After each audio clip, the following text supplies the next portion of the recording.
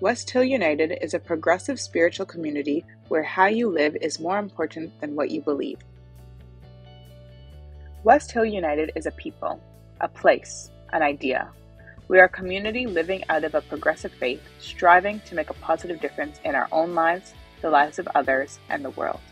Join us Sundays at 10:30 a.m. or connect with us at any time. Hello.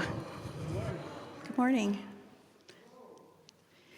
We begin today by acknowledging that the land beneath my feet and those in the hall, known as West Hill United, is located in Treaty 20 and in the area of the Williams Treaties of 1923. These are the lands of the Mississaugas of the Credit First Nation and were previously occupied by the Seneca and Huron-Wendat First Nations. There are over 600 First Nations in Canada, which represent more than 50 distinct Indigenous languages across the country. May we continue to learn about the enormous contributions Indigenous people have made to our lives and the value and wisdom in the First Nations teachings of the 7 grandfathers.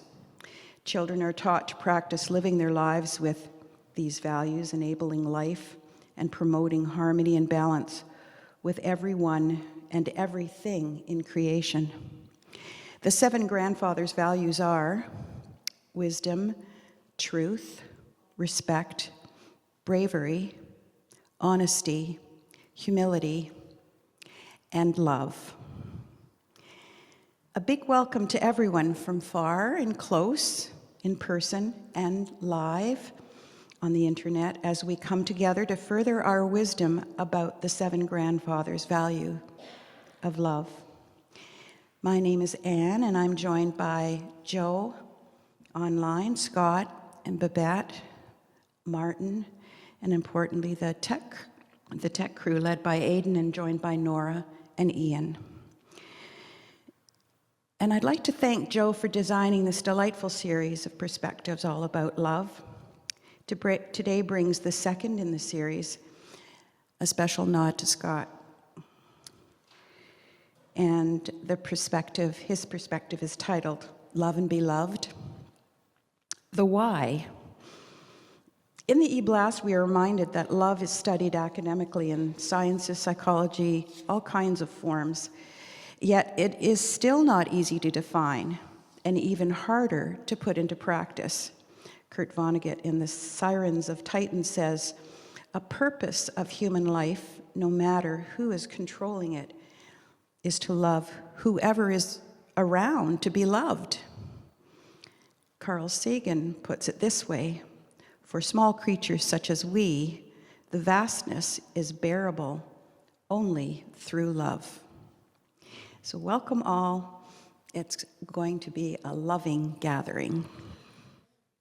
At the end of the readings, we customarily add the phrase, offered as wisdom for the journey, and we invite you to respond with the phrase, may we walk in its light. This is simply an invitation to participate if you wish to do so. Before I begin, I'd like to remind you that the readings are researched and brought to you by the speaker each Sunday. And I'd like to thank Scott for trusting me to read the following words. They're truly beautiful. The first reading is from the work of A. Powell Davies, who lived from 1902 until 1957. He was a minister with a liberal stance on theology and a strong social activist. He stressed government accountability, objected strongly to McCarthyism, and promoted civil rights and liberties, particularly for African Americans and women. He wrote this on the need for a better sense of our relatedness. The years of all of us are short. Our lives are precarious. Our days and nights go hurrying on, and there is scarcely time to do the little that we might. Yet we find time for bitterness, for petty treason and evasion. What can we do to stretch our hearts enough to lose their littleness? Here we are, all of us, all upon this planet, bound together in a common destiny, living our lives between the briefness of the daylight and the dark. Kindred in this, each lighted by the same precarious, flickering flame of life, how does it happen that we are not kindred in all things else? How strange and foolish are these walls of separation that divide us.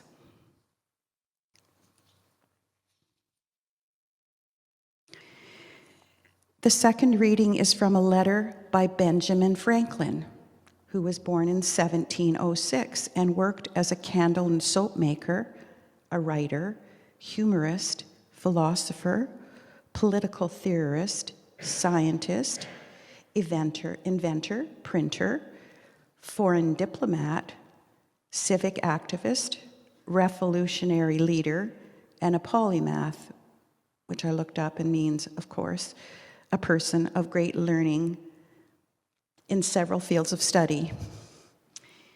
History has not recorded many details about this certain incident in his life, but we know that he received a letter thanking him for a kindness that he had done in a recent past. And this was his reply to that letter. As to the kindness you mention, I wish I could have been of more service to you than I have been. The only thanks I should desire are that you would always be ready to service any other person that may need your assistance, and so let good offices go around, for mankind are all of a family. As for my own part, when I am employed in serving others, I do not look upon myself as conferring favors, but paying debts. The third reading is from the work of Carter Hayward, an Episcopal priest, professor, activist, teacher, lesbian, feminist, theologian, author, and an equestrian instructor. Emphasizing our power involved in mutual relating, she offers creative responses to violence and war. In her book, The 7 Deadly Sins of White Christian Nationalism, A Call to Action, she identifies the 7 sins as the root causes of injustice and counters them with 7 loving values as follows: empowering one another, humility, affirming diversity, justice-centered government, breaking the spiral of violence, and promoting a sense of belonging with all living things. She wrote the following: love is the choice to experience life as a member of the human family, a partner in the dance of life. Love is a conversion to humanity, a willingness to participate with others in the healing of a broken world and broken lives. Offered as wisdom for the journey. May we walk in its light. Now. So I asked Joe, I said, please, could I bring a perspective in your series? And he said, why? I didn't realize he was choosing the topic for me. No, that's not even how it happened. I just thought I'd say that. I kind of liked the way that hung together. It didn't happen. Joe asked me if I would bring a message in this series, and I said, why? So that's what I chose, because I thought I wanted to get into the chewiness of it, because it's big. It's a huge question and a huge topic.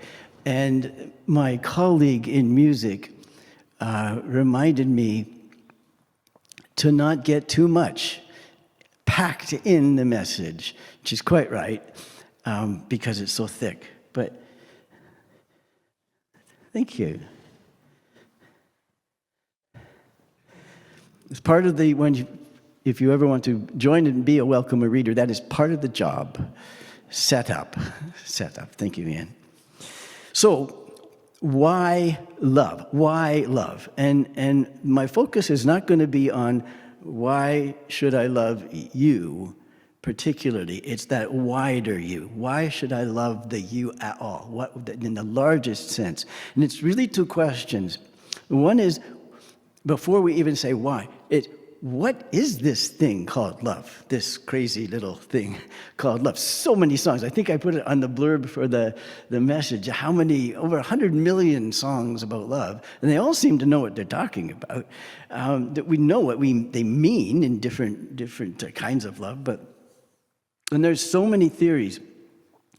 And we could get into that. And I want to touch on it a little bit just so you can enter the world of thought about what is it? What is life? What is love? Where do we get the information? How do we find out about it? How do we even know it exists? Does it exist? Is it? There's so many questions to that. And I want to touch on it just a little bit to show what the human family's been trying to figure out together. You don't have to understand that theory. I don't understand half of it. But it's going on because it matters. So the why it does it exist at all is the big question, first question. But it's here. It's an option. So we're talking about it.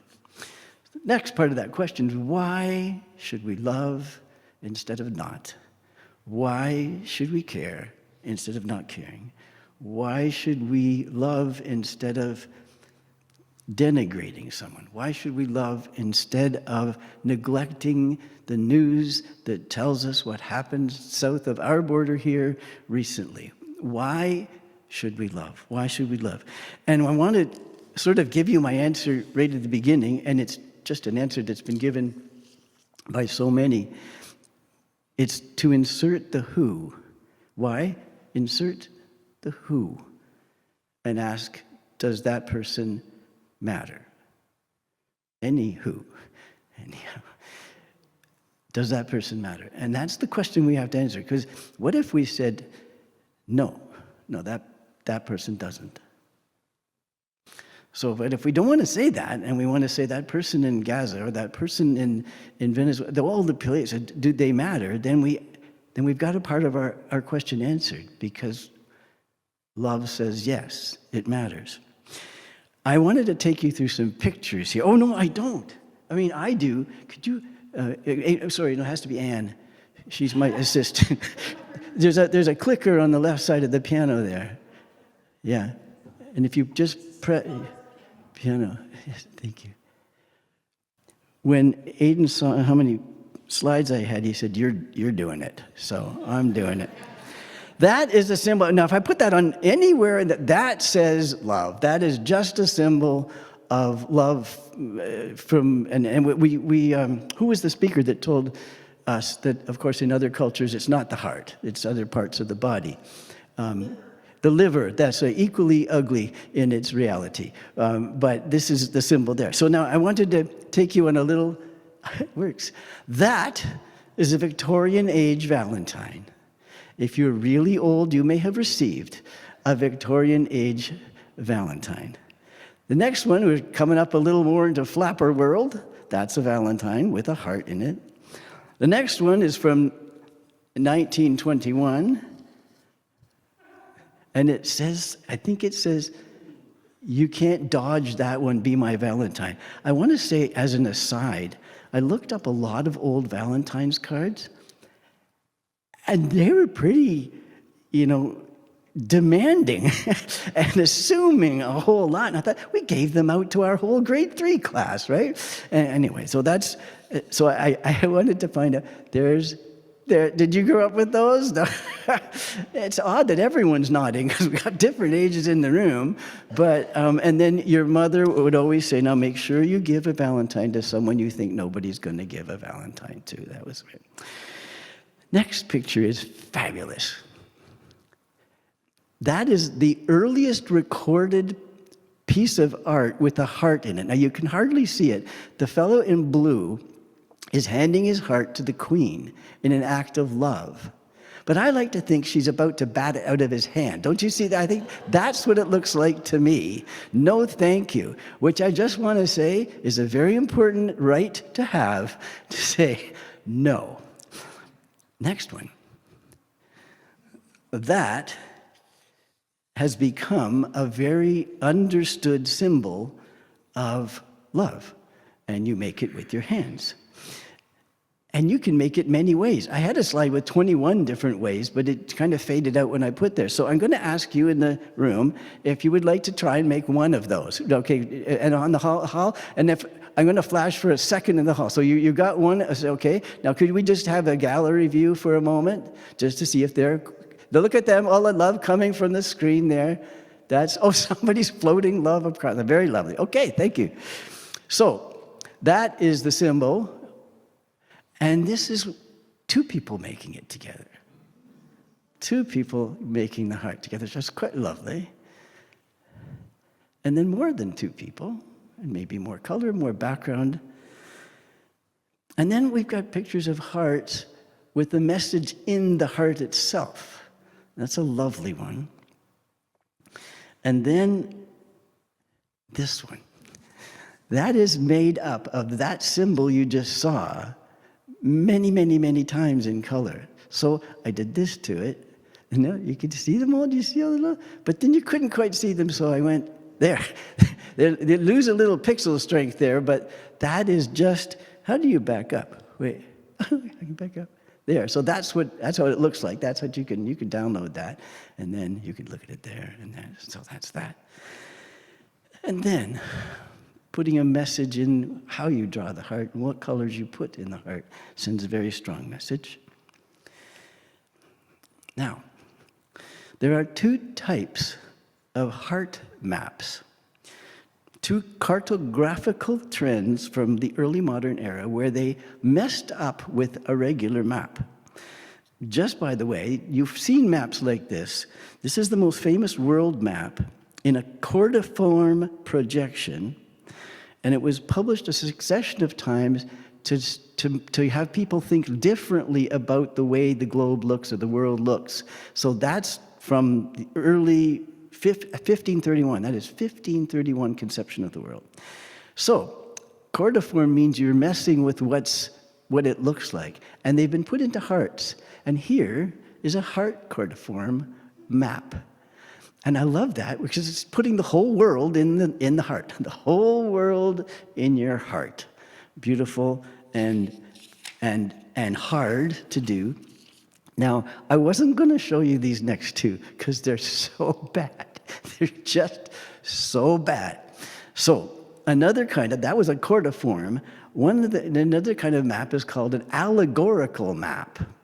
And so what they do is they take the map and they, instead of the countries and the names, they'll put pictures, and you've seen things like that. Well, these are heart allegorical maps. And I have to read this to you, but I'm telling you right now, it's terrible, okay? It's terrible.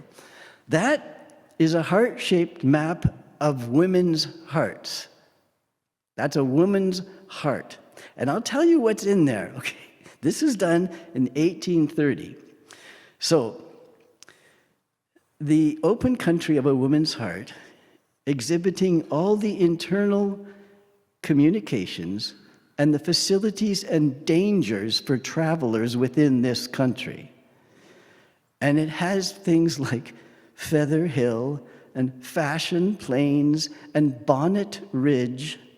The largest country section is called Love of Dress, Love of Admiration, Love of Display, Sentiment, Novel Reading, 1830. And the very tiniest section of a woman's heart was called Good Sense and Solid Love. Terrible, but that was the inside of a woman's heart. Now, of course, you know what's coming. The inside of a man's heart. Oddly enough, the woman's was called Open Country, and the man's is called Solid Fortification. And this was the qualities of a man, and I don't even want to read them to you because they're the opposite of all that. Again, 1830. The one thing that does not even occur in this heart is matrimony. You're not even thinking about it, and fortified. So a heart map in the day was to tell what's inside you. So I didn't draw this, but what would we put inside our heart? What would be if you drew it as a map, here's this, and here's that, and here's a difficulty, and this is terrain that's difficult. So those are heart maps. That is a musical heart. That is a piece of music from the 1500s. And if you, I'll give you the link to it, because they can play it, and you can watch the notes go round and round and round and round. This is a song from a lord to his lady, and I put it there because music in our hearts, whether love has been difficult or love has been triumphant, but the music in our hearts. So I just love that picture. So back to that. That is the symbol we often think of. But it's not just a heart of emotion and experience and expression. Why did we draw that from that, which is what our heart looks like? Yes, yours. I was at my physiotherapist the other day. She has those charts, those diagrams of the human body and all the muscles and all the whatever. And some of you people are very used to that, and I'm not. I took a look. I think, what a horrible, is he all right? That's just you. We don't think about what's inside us. Now, Mary Tyler Moore, how many remember Mary Tyler Moore show? Her father on the show was a doctor, cardiologist, and he gave her a brooch in the shape of a heart, excepting it was that shape. She never wanted to wear it anywhere, but she appreciated his thought.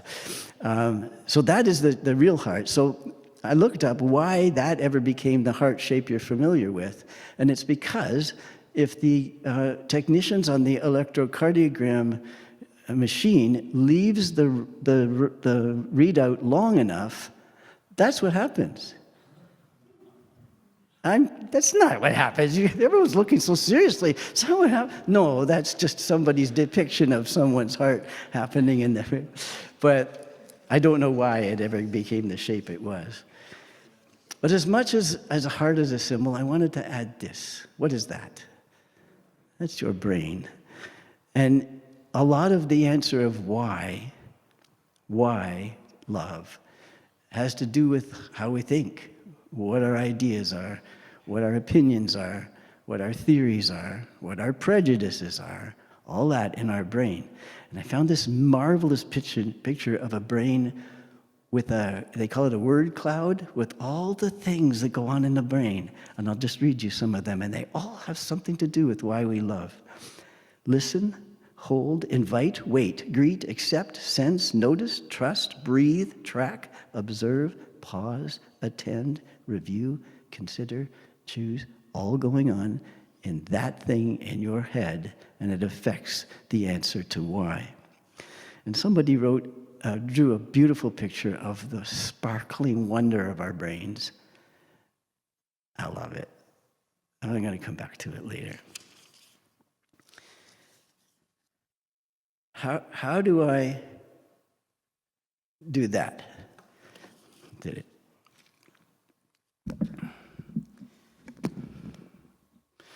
So, why do we love? Do you think that the moment somebody decided that slavery, the Black American slavery in the South, to be specific, for example, was wrong, do you think they get new information?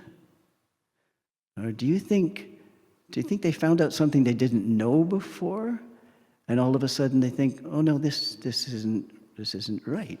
Did they find out something about a piece of history or something? What changed that moment where they said, from this is just how we do things, it works, it's great, it works for us, it works for us, us, it works for us? Because they weren't treating other people as us. They were treating people as means to their end. So what happened inside? What happened inside when somebody realized that the women of the family may not agree with the husband, so his vote does not represent her? What happened? Did they get new information? What changed it? I didn't know that. Presumably, if I'd known it, I would have thought differently about it. So what changed in that person? what gave them a reason to apply love in its sense of respect, in the sense of the dignity, the worth of that person, that they have a heart, that they have a brain? What changed that? And there are tomes written on that. What is that moment? Now I ask you, do you recall a moment where you saw something so differently, it felt brand new to you, but it was around for a long time with other people, and they already knew, but for you, that was a new way to look at it. It wasn't a new piece of information. And usually that's followed by, oh my goodness. And you could use stronger language for that. I have not been seeing that person as fully as a person as I am. I have not been seeing that. It's not new information. It's a new outlook, a new approach, a new response to somebody else. So the idea of doing good, of loving others, of saying I will love, I answer my question why with love. Very many have, through history, loved for points. If you do this, you will be rewarded. If you are caring, you will have less time in a terrible place when you die. If you do this, and the other part, so that would be fear of punishment, and if you do this, you will be rewarded. If you don't do this, you will be punished. And there's been all sorts of systems. Then there's the idea of karma. Why should I love? Because if I do, it will come back to me. Some people, that's why they love, because it will come back to me. There's absolutely no proof that it does. But it's another reason for the why. Another reason for doing, loving, and caring, why? Is I feel guilty. I feel like I didn't. I feel like I need to right a wrong. And in all these kind of situations, love happens. People get benefited by it. But is it love if I'm doing it because I'm afraid not to? Or that everybody's watching? Or that I feel so guilty I have to do this to relieve my own guilt? Is that love? That's the question. So a fellow a very long time ago named Immanuel Kant came up with the idea, and he called it the categorical imperative, which is a long phrase, but what he said was, whatever you do and choose to do, have it be that you would say that that's how everyone should be. That it should now be a full imperative for everybody. When you actually say that a lot, well, no, I'm an exception. No, no, it's different. But he really asked you to think. If you are going to do something, you're going to neglect something, if you're going to be mean, if you're going to whatever, would you like everyone? It's sort of like the golden rule, but a little deeper. And he asks us, what is my duty? Should I love? Should I love? Should I love as a principle of mine? And he often used the term, and this is a bit chewy, but Martin Buber came up with it too. To love someone else means, I do not see you, Anne, as a means to my end. I don't see you as an object that's going to function for me or not. And if you're going to function for me, you get my sunshine response. If you're not going to function with me, it's different. It's a conditional response. I will show love to you if you, when you, because you, but you're not another me. You're something for me. That's conditional. That's the idea of Martin Buber's I and thou, and we've talked about that before. Do I see you as another human being, fully alive for your own reasons, with your own dreams, your own needs, your own desires? So why love? It's not new information. It's I see Anne as a full person on her own, not for me. She may do something for me, but she's not for me. She's for her. I'm going to show you. Would you rather see that slide? Because my point is going to be that everyone on this slide said something about loving all people, answering the question why, and none of them said it before the Common Era, which started at 1. One Common Era, it used to be called AD. So all of them are before that. So this was the other slide. Does that look too complex for you? Does it got all the dates? Do you want to go back? Do you want to go back to that? You want to go to that? Okay. I thought I'll give a choice because of the topic. Right. So I'm just going to read these quickly. And my point being, for a long, long time, there's been people that have thought and said, we're all connected, it matters. We're all connected, it matters. And if you can hear that thousands of years ago being said, thousands of years ago, the Zoroastrian, that nature is good when it shall not do unto another whatever is not good for its own self. We are connected. The Psalms, defend the poor and fatherless, do justice to the afflicted and needy. You are all one. Homer, taught by time, my heart has learned to glow for another's good and melt at another's hardship.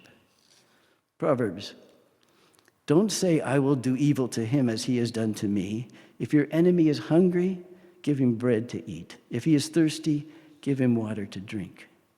Deuteronomy, 5th book of the Pentateuch. Love the stranger, for you were once strangers. Lord Mahavir, a Jainist. In happiness and suffering, in joy and grief, we should all regard creatures as we regard our own self. Lao Tzu, the invincible shield of caring is a weapon from the sky against being dead. I choose and cherish to care, to be fair, to be humble. Leviticus, the stranger who resides with you shall be to you as one of your citizens. You shall love him as yourself, for you were strangers in the land. Zoroastrianism, again, later, whatever is disagreeable to yourself, do not do unto others. The Tamil tradition, 200 BC, why does one hurt others knowing what it is to be hurt? Why does one hurt others when they know what it's like to be hurt? Cicero, we were born to unite with our fellow men and to join in community with the human race, to bear each other's burdens, never to ask each other for anything inconsistent with goodness, and not only to serve and to love, but also to respect each other. And lastly, Ovid, a poet, long ago, to be civilized is to be incapable of giving unnecessary offense. It is to have some quality of consideration for all who cross our path. That's a long time ago. That's thousands of years ago. And some were saying, it matters because we're connected. It matters. The answer to why is because you are me and I am you. There are many theories of that, but just in a simple, logical, grammatical sense. The answer to why is who. And the who has a name. All the who's have names. I keep wandering around the who's from Whoville with Dr. Seuss, but the way I say that, but good point, because I love that he called them that. All the who's in Whoville means anyone. So the answer to why, we insert a who, and we say, does that person matter? Because we'll have to say they don't if we're going to say love is not for all. If we're going to say, we have to be able to say, that little girl on a reserve in Northern Ontario without clean drinking water, she doesn't matter. I don't know people that would actually say that. She doesn't matter. They might say the issue doesn't matter because it's just old and it's good. You might say it doesn't, but it'd be very hard to say she doesn't. And for a young man in, say, Gaza, I'm just using that as something I happen to know a little bit about, but there's so many other issues. The man who stands there in Gaza having lost his wife and his children in a bomb, and we are supposed to love him? Love him? Why? Why? He has a name. He has a name. The answer to the why is a who. And that who, if the name, whatever his name is, if we say, does he matter? Does he matter? Do they matter? We'll have to answer that question, and that would be the question of why. Because they do. Well, who says? Who says they matter? I wish we could have programmed that, because I'd love to do. Who says they matter? I do. Who says they matter? You do. Who says they matter? We do. Why? See, there's where the question comes again. Why do they matter? Why do they matter? And that's where it comes down to. I'll just show you a book. This man, Philip Kitcher, I've been studying in some of my courses. He has a thick, thick book called The Ethical Project. Probably don't get it. It's really thick, and it has to, unless you're really wanting to study that. But I wanted to show you, this man gives that much thought to figuring out the answer to that. Why? Why do we? Why should we? Why? And later on, he wrote the book, Moral Progress. Why are we even getting better at it sometimes, and why are we not? Moral progress. And he talks about it in terms of love for another seems to be part of what makes the mix work better. No guarantees, but better. Martin Haglund, get this book. Read this book. It's a wonderful book. Dennis Augustine's on the screen there, and I recommended this to him, and he got it. So you should get this. This Life, Why Mortality Makes Us Free. I mean, I don't know him. I don't gain from this. But he talks about how love fits in with a life when you're not looking for a reward and you're not escaping punishment, but you're having faithfulness to this one faith-filled life that you have. A finite life. One finite life that you have. Why? You're being faithful to the finiteness of life. It's going to end, and we're all here together. It's going to end for each one of us. That's his why. And one of my favorites, Simon Blackburn, great author, has a whole book called Be Good. Notice it's smaller than the other ones. I'm not sure what that means. No, it's just a quick read. And he talks about the idea of loving another with a name on it. With a name on it. That's Kitcher, that's Blackburn, that's Haglund, and there's hundreds and hundreds of others. So, the fact is it's another person with a name. Empathy, which Philip Kitcher and Blackburn and Haglund all have identified as part of the human being, has developed, has evolved, or whatever. We can do it. You cannot do it, but we can do it.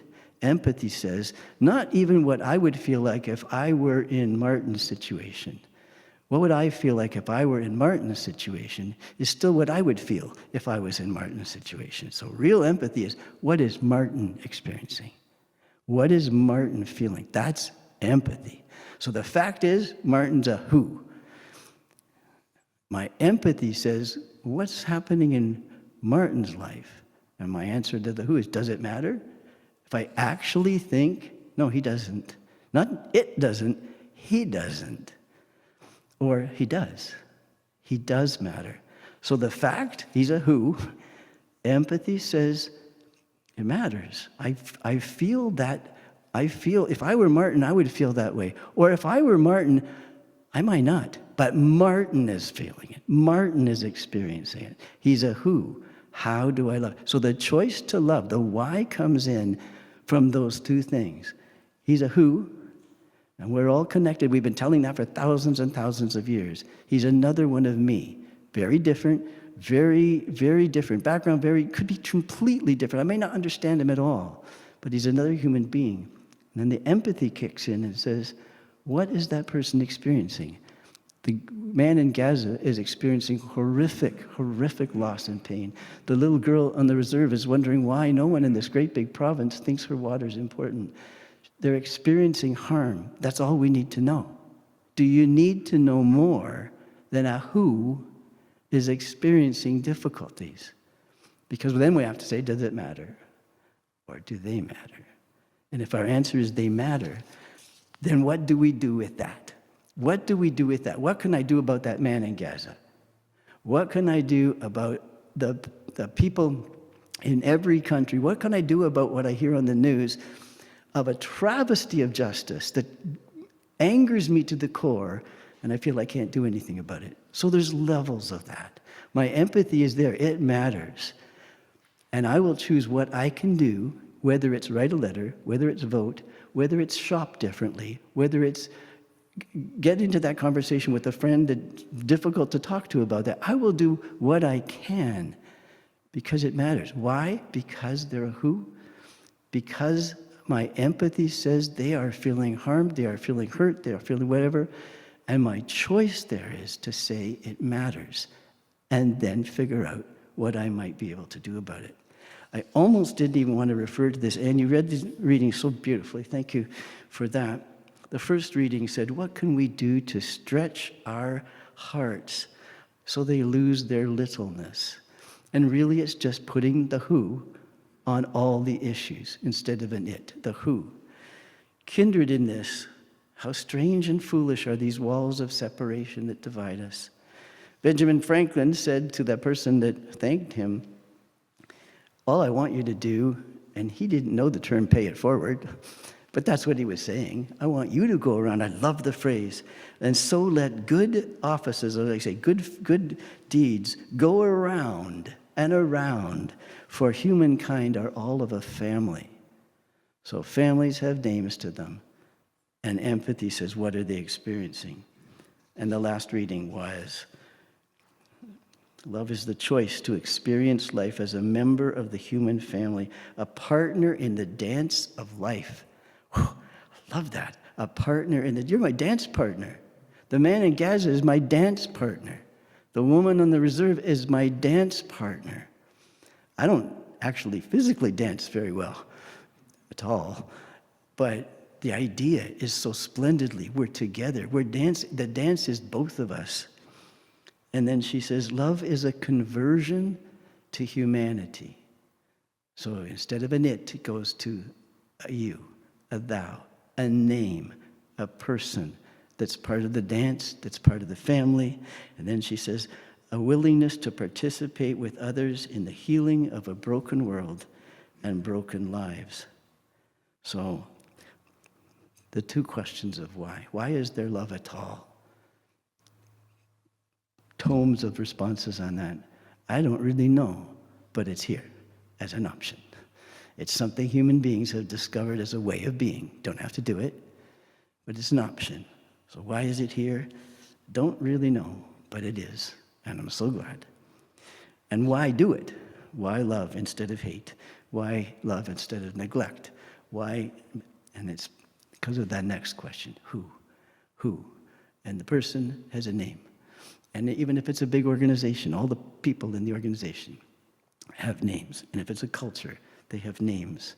And my human empathy says, what are they experiencing? What are they experiencing? What must they be experiencing? And then the next question is, does it matter? So I'm really saying, do they matter? Does he matter? Does she matter?